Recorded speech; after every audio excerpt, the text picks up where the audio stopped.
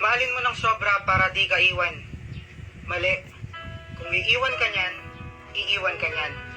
Kahit pa gawin mo ang lahat para sa kanya, kahit pa mag-please ka o magmakaawa na mag-stay siya, kahit pa ibigay mo yung sarili mo sa kanya o ibigay mo lahat ng gusto niya, kung di talaga siya yung tamang taong inilaan para sa'yo, kahit ano pang gawin mo, mawawala sa'yo yan.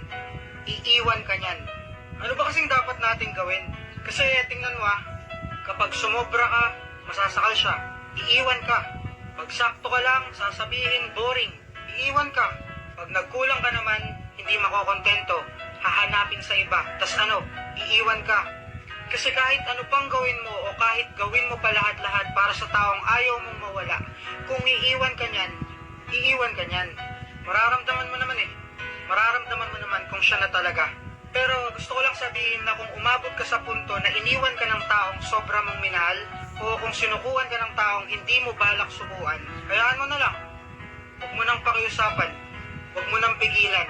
At kung saan siya mas magiging masaya, ihatid mo. Kaya tama na. Tama na.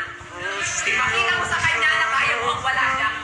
Ipakita mo sa kanya na kaya mo sumaya ng hindi dahil sa kanya.